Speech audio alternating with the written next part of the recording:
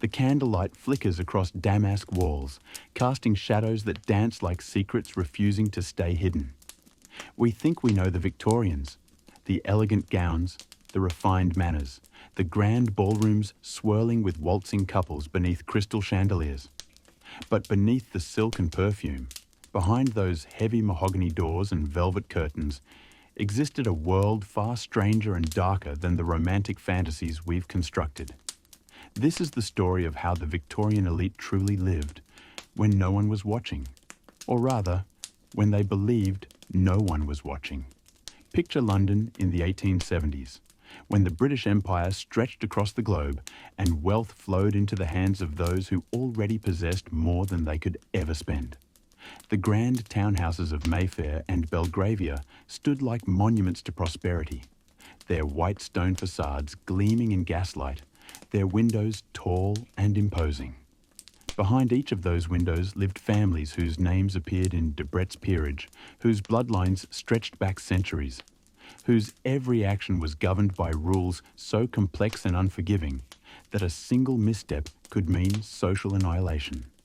But let us step inside, past the polished brass knockers and through doors opened by gloved hands that belonged to bodies trained to be invisible. Let us walk these marble halls and see what really happened when the great families of Britain closed their doors to the outside world. The morning began not with birdsong, but with the carefully orchestrated machinery of servants moving through the house like ghosts, lighting fires in every room before the family stirred, carrying copper cans of hot water up back staircases, their footsteps muffled by years of practice. By the time Lady Catherine descended for breakfast at 9:30, the house was already alive with industry she would never acknowledge. She would glide into the breakfast room where her husband sat behind the Times, the smell of kedgeree and devilled kidneys rising from silver chafing dishes, and she would take her place at the opposite end of the mahogany table, separated from him by 12 feet of polished wood and 30 years of careful indifference. They would not speak. Not really. Perhaps a comment about the weather, a mention of an expected visitor. But nothing of substance, nothing that might disturb the carefully maintained surface of their arrangement. Lord William had his mistress installed in a house in St. John's Wood, a common enough situation that no one who mattered would raise an eyebrow, provided it remained discreet. Lady Catherine had her laudanum, taken in quantities her physician pretended not to notice, and her particular friendship with her cousin's widow, a relationship that existed in that carefully undefined space where Victorian society chose not to look too closely. The breakfast room itself was a masterpiece of controlled opulence. The walls papered in Morris designs depicting pomegranates and acanthus leaves, the curtains of heavy crimson velvet, the carpet so thick that footsteps disappeared into it like secrets into silence. Every object had been chosen to communicate wealth, taste, and permanence. The silver was Georgian, inherited through 7 generations. The portraits on the walls showed ancestors whose stern faces suggested they too had mastered the art of revealing nothing. This was not merely a room for eating, it was a stage set for the daily performance of being aristocratic.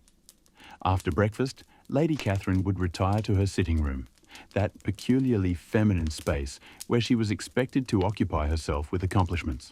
She might work at her embroidery frame, creating elaborate patterns that served no purpose beyond demonstrating her ability to do useless things beautifully. She might write letters in her careful copperplate hand, arranging social calls, responding to invitations, maintaining the complex web of relationships that constituted her world. Or she might simply sit by the window, watching the square below, where other ladies performed the same rituals in their own houses, all of them trapped in gilt cages of propriety and expectation. The rules governing every moment were exhausting in their specificity. A lady did not call before 2 o'clock in the afternoon. Calls lasted precisely 15 minutes, no more, no less. The corner of a calling card turned down indicated you had called in person, rather than sending a servant. Black-bordered stationery must be used for increasingly lighter shades as one progressed through the stages of mourning. A widow wore full mourning for 2 years, half mourning for another year, and even then must be careful not to appear too cheerful, lest society judge her lacking in proper feeling. These were not mere customs.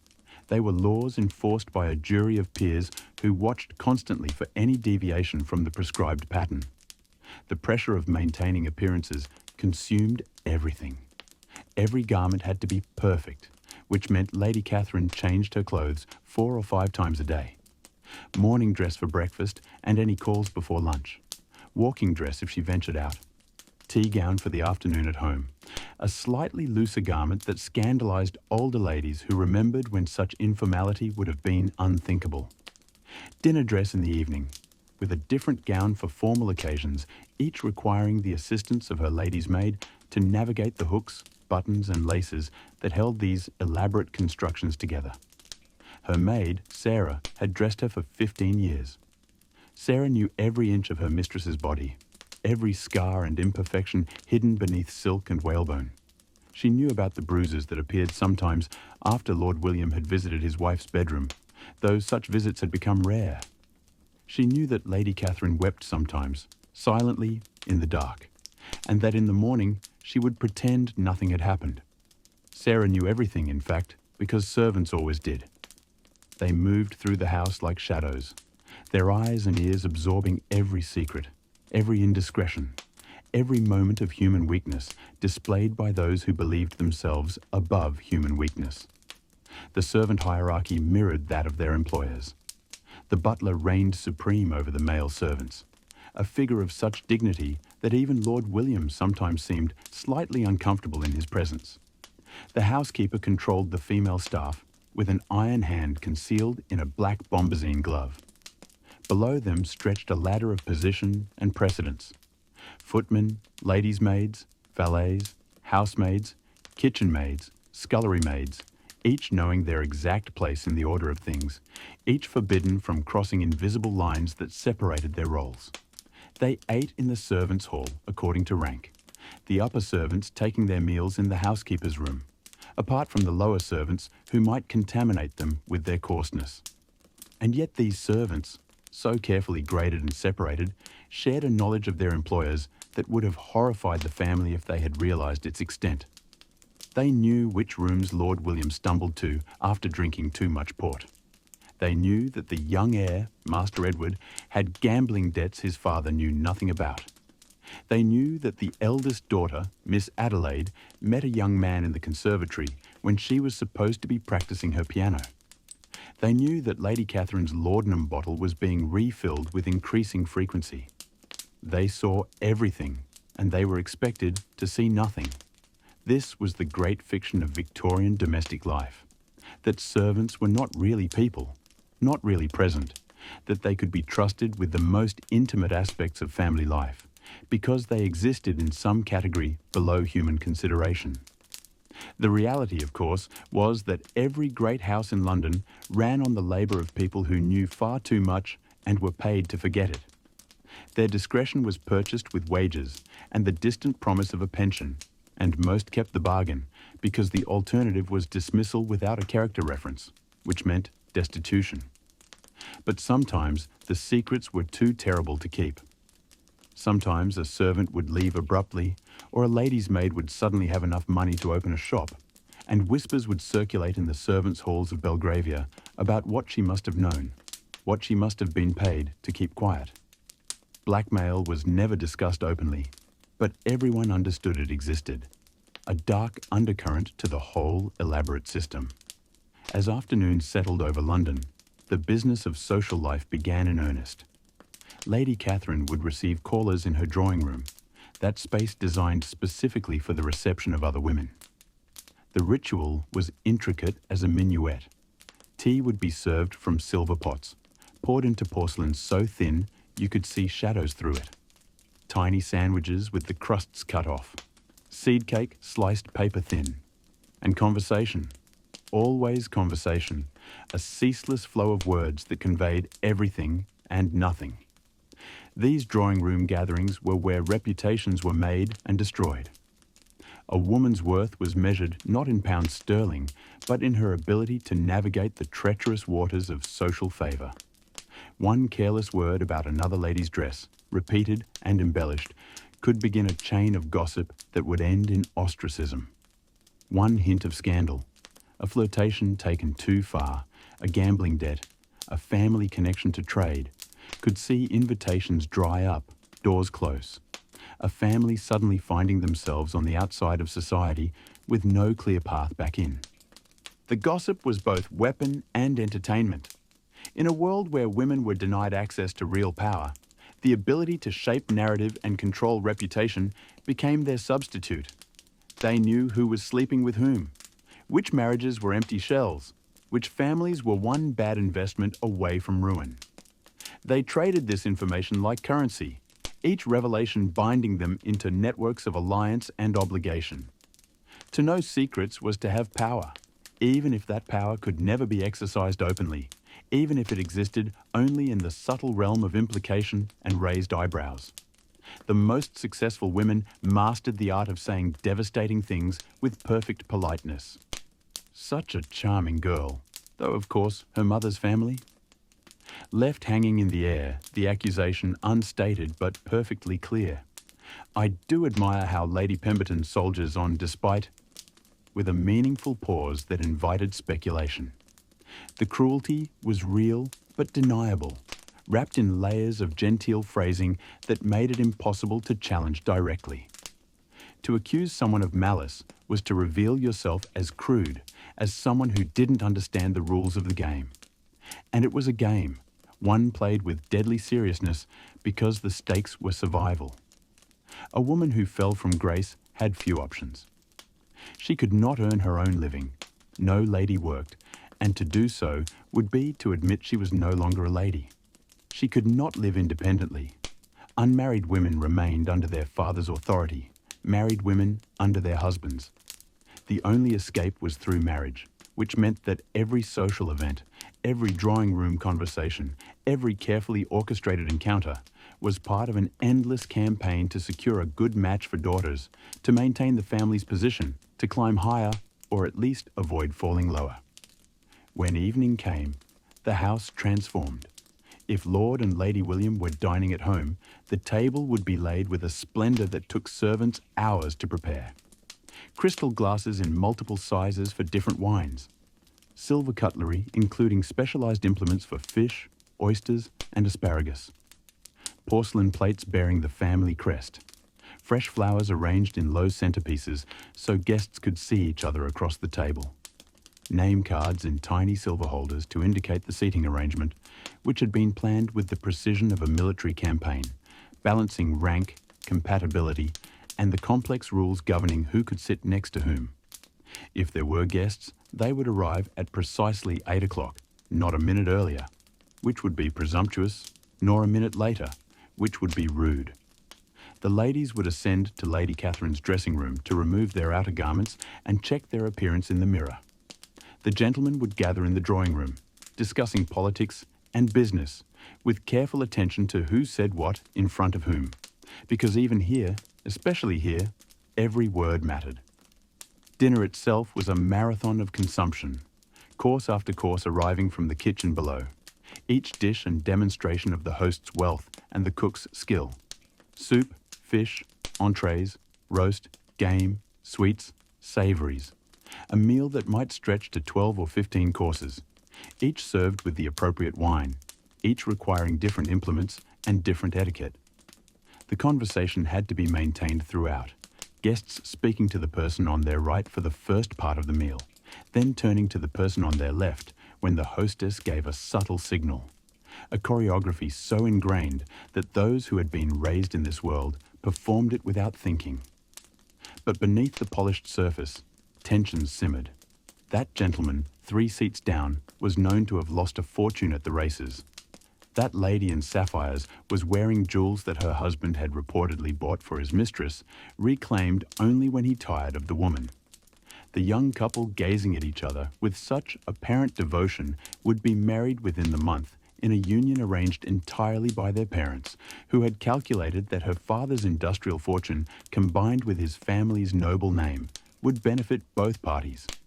Love, if it came at all, would be an accident, and probably an inconvenient one. The real business happened after dinner, when the ladies withdrew to the drawing room for coffee, and the gentlemen remained at the table for port and cigars. This separation was supposedly to protect feminine sensibility from the coarseness of male conversation. But in practice it created two parallel worlds, each with its own rules and revelations. In the drawing room, the ladies would discuss matters deemed suitable for their sex: fashion, servants, children, health. Though here too, away from male ears, franker conversations sometimes emerged about the realities of marriage, childbirth, and survival in a world designed to constrain them. Meanwhile, in the dining room, the men would grow louder and less careful as the port went round. Business deals were struck with handshakes that meant more than any written contract. Political alliances were formed or broken. The younger men would be quietly evaluated by their elders, their prospects assessed, their weaknesses noted. And here finally, the careful veneer would sometimes crack, revealing the anxiety beneath. Worries about money, about succession, about keeping up appearances in an era of rapidly changing fortunes where old names no longer guaranteed security. When the gentlemen finally rejoined the ladies, there might be music. Miss Adelaide would be invited to play the piano, her performance judged not for artistic merit, but as evidence of her suitability as a wife. Or someone might suggest cards, and the company would divide into tables for whist, playing for stakes that were supposed to be modest, but sometimes weren't, leading to uncomfortable conversations later about debts of honour that must be paid even when payment meant hardship.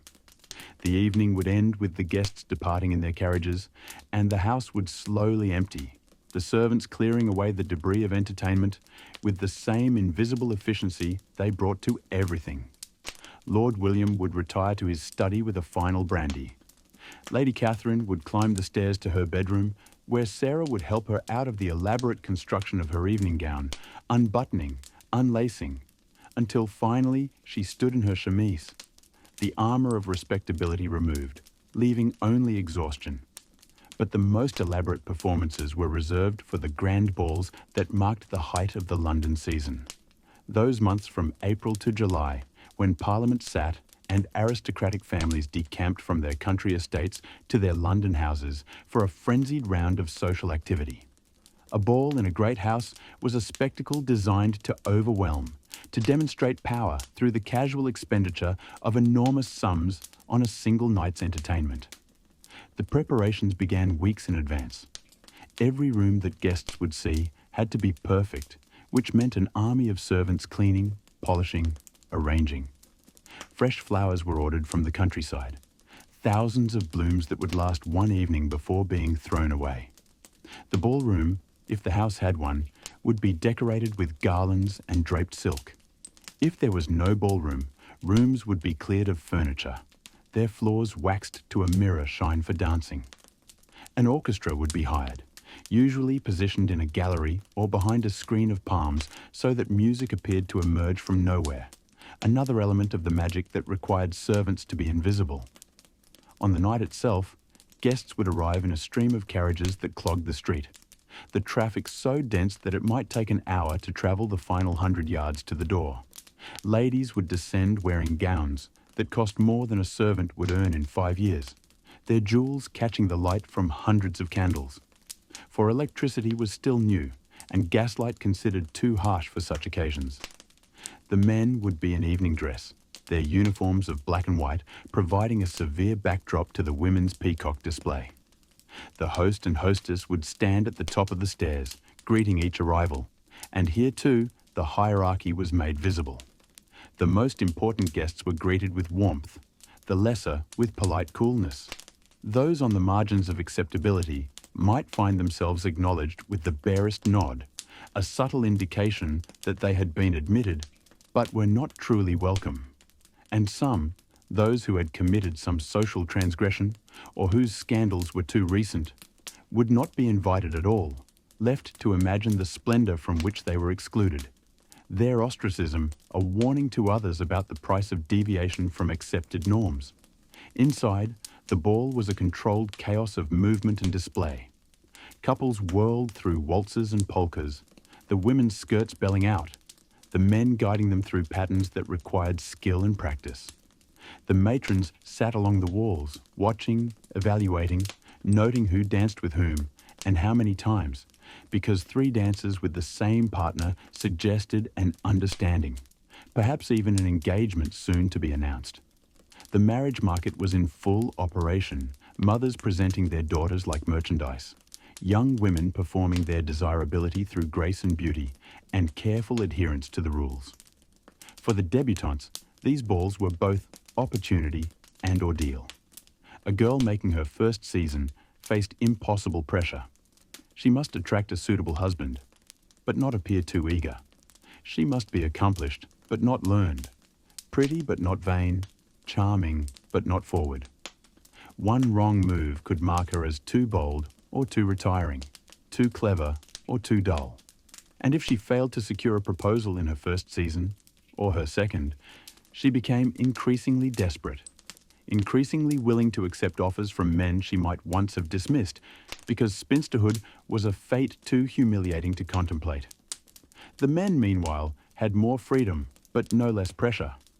A younger son, with no inheritance to expect, needed to marry money. An eldest son needed to marry well, meaning a bride whose family connections and fortune matched his own. Love was a luxury some could afford, and others couldn't. Many marriages were negotiated like business mergers, lawyers meeting to discuss settlements and jointures, fathers calculating whether the exchange of their daughter for social position or their son for ready cash represented a fair trade. But beyond the official courtship, beyond the supervised dances and chaperoned walks in the park, other relationships flourished in the shadows. Affairs were common, expected even, provided they were conducted with discretion. A married woman who had provided her husband with an heir and a spare might take a lover, and society would politely ignore it as long as no one was embarrassed by publicity. Married men maintained mistresses, some for decades, creating entire shadow families that everyone knew about and no one mentioned. The hypocrisy was breathtaking. In public, Victorian society presented itself as the pinnacle of moral rectitude, the guardian of decency and respectability. In private, it operated on entirely different principles. Prostitution flourished, catering not just to the working classes, but to gentlemen who visited houses in Mayfair, where discretion was guaranteed and tastes of all kinds could be accommodated. The same men who spoke piously of protecting female virtue had no compunction about purchasing it in forms that suited their convenience. And the women, those perfect angels of the house, were expected to be simultaneously innocent and seductive, pure and available, ignorant and compliant. They went to their marriage beds with little or no understanding of what would be expected of them, because to educate them would be to corrupt them. Many discovered the realities of marital intimacy with shock and dismay, finding themselves legally bound to submit to acts they found distressing or painful, with no recourse and no one to whom they could complain without mortifying embarrassment. Some women found ways to navigate these constraints. They took lovers carefully, creating relationships that gave them the affection or passion their marriages lacked. They used illness, that acceptable female condition, as a reason to avoid their husbands' beds, developing mysterious complaints that required separate bedrooms and rest cures. They found solace in intense friendships with other women, relationships that might be romantic, possibly physical, but that existed in that space. Victorian society chose not to examine too closely, dismissing such bonds as harmless feminine affection. Others turned to substances to make life bearable. Laudanum was everywhere, prescribed for everything from menstrual cramps to nervous exhaustion, available without restriction from any chemist. It dulled the edges of existence, made the intolerable tolerable, and created a quiet epidemic of addiction among ladies who would have been horrified to be compared to opium addicts in Limehouse. Their dependency was medicalized, sanitized, made respectable, but the desperation was the same. The children of these families grew up in worlds carefully separated by gender and class. The nursery was its own kingdom, ruled by nannies and nursery maids, where the young children spent most of their time seeing their parents for perhaps an hour each day, usually in the late afternoon, when they would be brought down, scrubbed and dressed, and instructed to be on their best behaviour. The parents would ask them questions about their lessons, comment on how much they'd grown, and then send them back upstairs, the daily ritual of parenting completed. Boys were sent away to school, to Eton or Harrow or Winchester, where they would learn to be men of their class through a brutal system that combined classical education with casual violence. They would be beaten by masters and older boys, would learn to hide fear and pain, would absorb the lessons of dominance and submission that would serve them well in running an empire. Some were permanently damaged by the experience. Others simply learned to damage others in turn, perpetuating the cycle. Girls remained home longer. Their education focused on accomplishments rather than academics. They learned French and perhaps German, enough to read but not to engage seriously with ideas.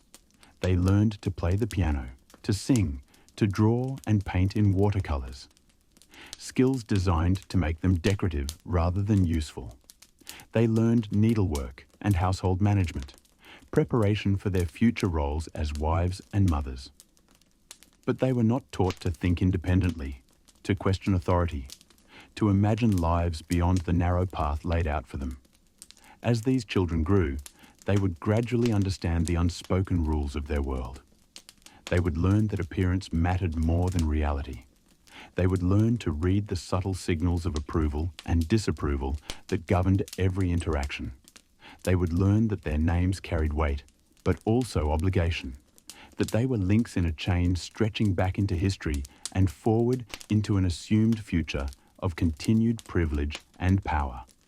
They would learn, above all, to maintain the fiction, to perform their roles convincingly, to never reveal the mechanisms behind the magic. The country house party represented another theatrical production, one that moved the same social rituals to a different stage. In summer and autumn, the great families would retreat to their estates, inviting guests to stay for days or weeks in elaborate house parties that mixed shooting, fishing, and outdoor pursuits with the same social manoeuvring that characterised London life. These gatherings offered opportunities for affair starting that couldn't be managed in the city's more supervised environment. The bedroom arrangements at these parties were carefully orchestrated. A hostess would place people in rooms that reflected her understanding of relationships and possibilities, and guests would navigate the corridors at night, seeking the bedrooms of those they wished to visit. The geography of desire was mapped onto the architecture of the house, and everyone understood the game being played. Servants, changing linens and emptying chamber pots, would see evidence of nocturnal wanderings and say nothing, because this too was part of their job, to facilitate the pleasures of their betters while maintaining the fiction that nothing untoward ever happened. During the day, the men would go out shooting, slaughtering birds in quantities that seemed to approach industrial scale. A good day's shooting might produce hundreds of pheasants, more than could possibly be eaten. The excess given to servants or local families, the numbers recorded in game books as evidence of the host's successful management of his estate. The sport was less about hunting than about demonstrating mastery, control over nature, and over the elaborate social machinery required to make such events possible. The women would occupy themselves with croquet, archery, walks through landscaped gardens, and endless conversation. Some read, though serious reading was considered slightly suspicious for a woman. Some painted or played music.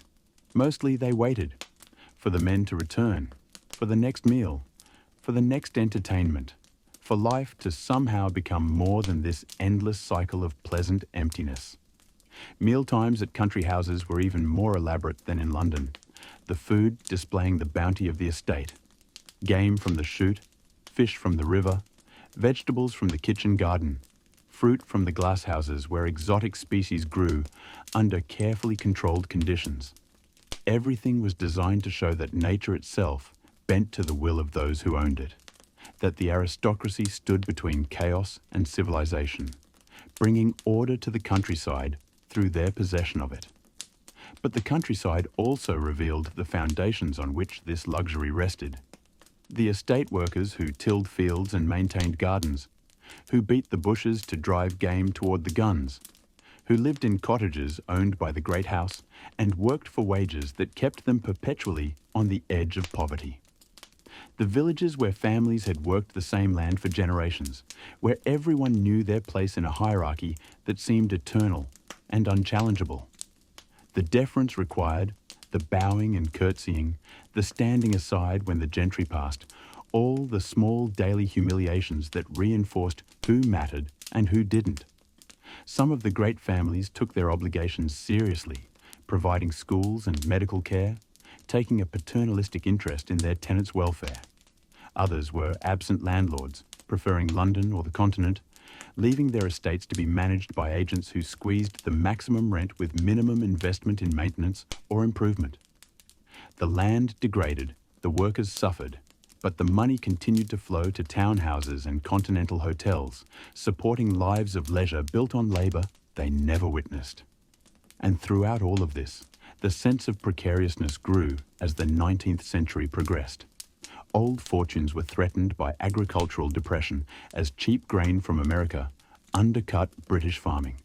New fortunes were being made in industry and finance by men whose grandfathers had been tradesmen. And these men wanted entry into society, were willing to pay for it through strategic marriages that exchanged their money for aristocratic names. The old elite looked down on these newcomers, even as they accepted their daughters and their cash, maintaining an appearance of disdain while privately acknowledging their dependence. The marriage market grew more mercenary.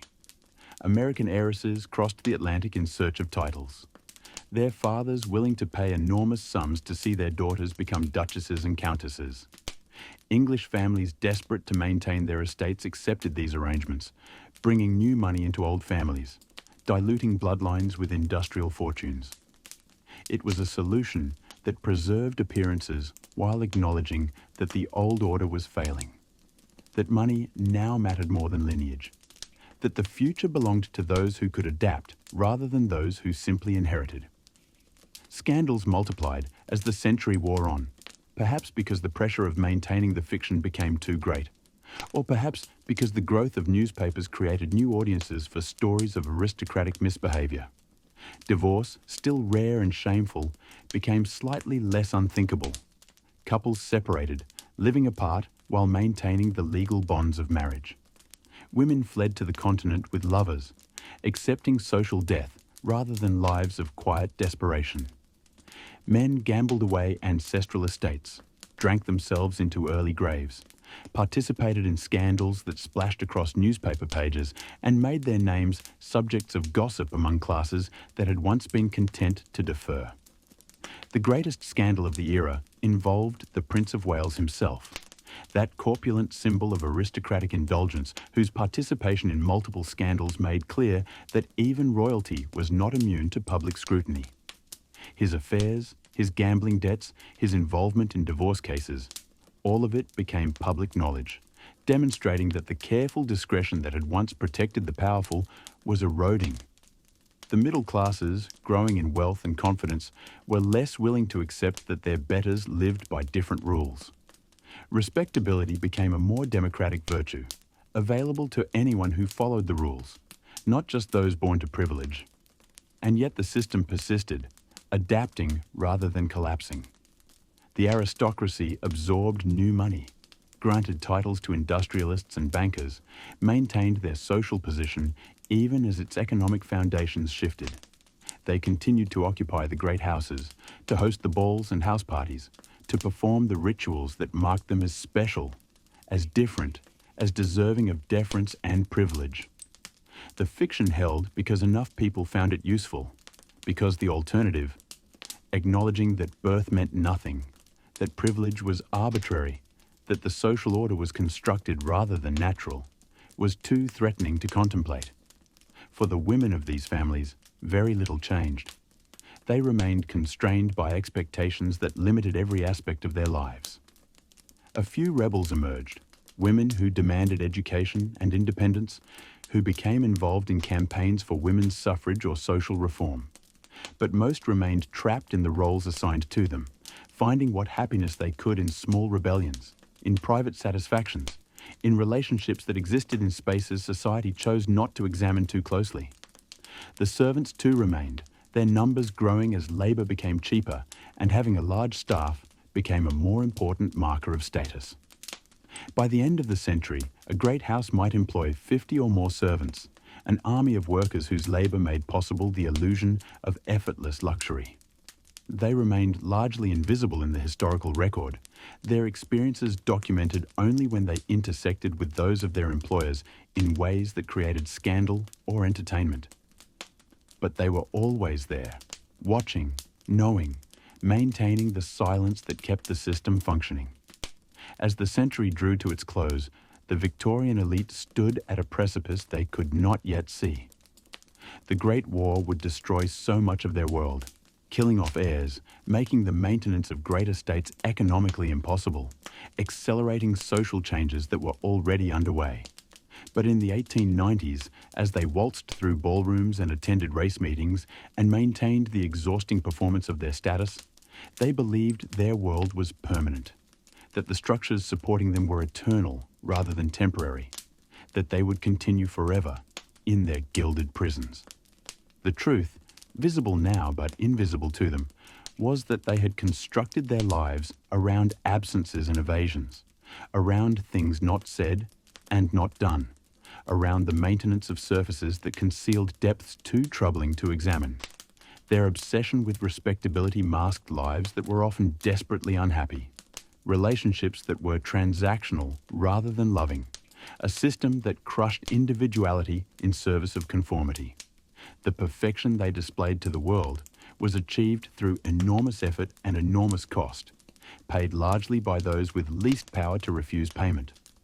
The physical spaces they inhabited, those grand houses with their marble halls and silk wallpapers, were designed to impress, to establish hierarchy, to make clear who belonged to which stratum of society. But they were also prisons of a sort, places where lives were lived according to scripts written by previous generations, where deviation from expected patterns was punished swiftly and severely, where the price of privilege was the surrender of authenticity. The people who moved through these spaces performed themselves constantly, aware that they were always being observed, always being judged, always at risk of falling from the narrow path of acceptability into social oblivion. We look back at them now with a mixture of fascination and horror, drawn to the aesthetic beauty of their world while recoiling from its cruelty and constraint.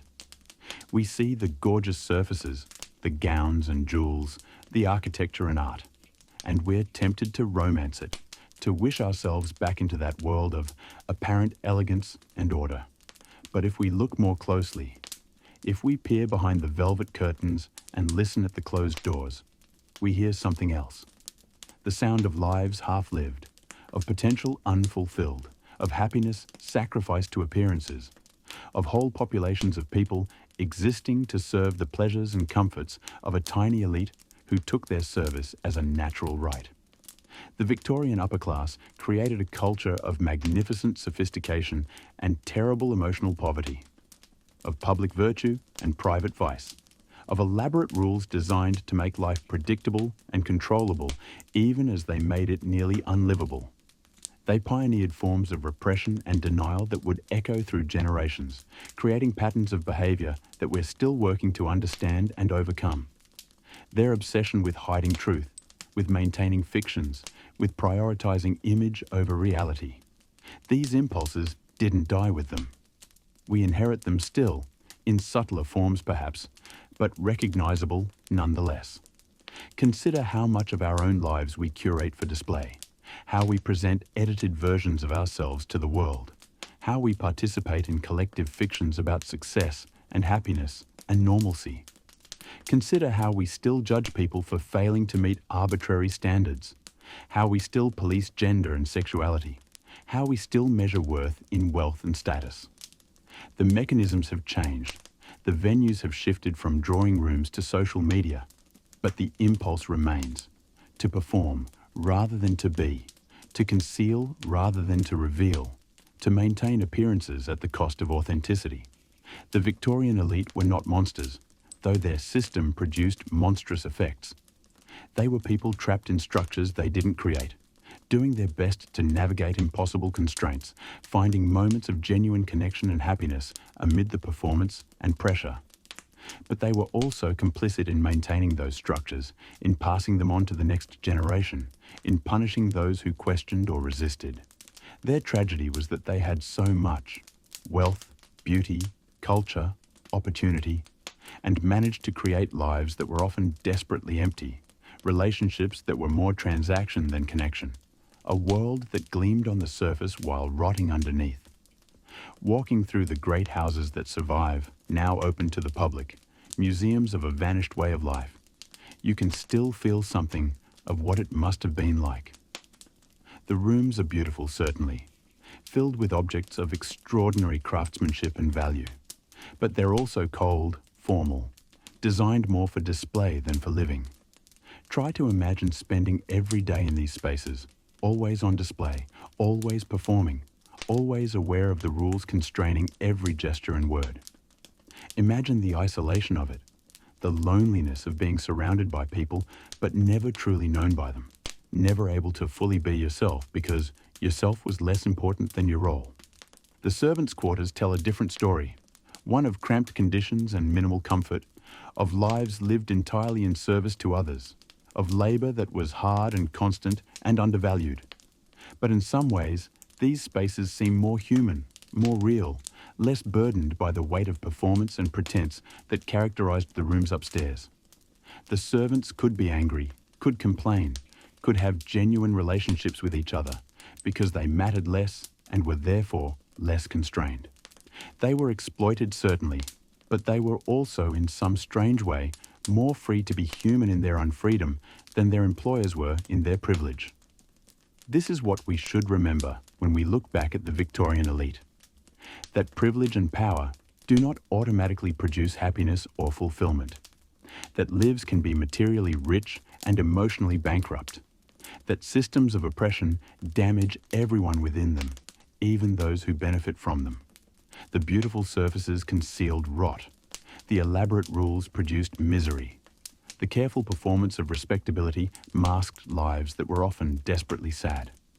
And we should remember too the servants, the workers, the invisible people whose labor made everything possible, who witnessed everything, who knew all the secrets, who maintained the silence that kept the system functioning.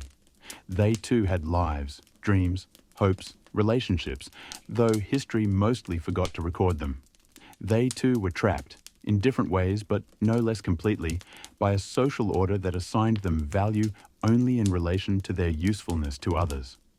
The Victorian elite are gone now, their world vanished or transformed beyond recognition. But the impulses that shaped their lives, the desire for status, the fear of judgment, the compulsion to maintain appearances, the willingness to sacrifice authenticity for acceptance, these remain. We carry them forward, modified but recognizable, in our own performances and pretenses, our own carefully curated lives. Understanding their world, seeing clearly what lay behind its beautiful surfaces, might help us see more clearly the fictions we maintain, the prices we pay, the ways we too might be trapped in patterns we didn't choose but continue to perpetuate.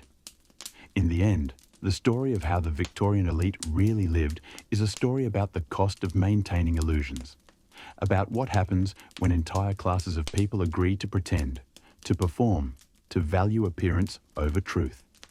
It's a story about beautiful things built on ugly foundations, about privilege that comes at the price of humanity, about order maintained through the suppression of everything wild and authentic and real.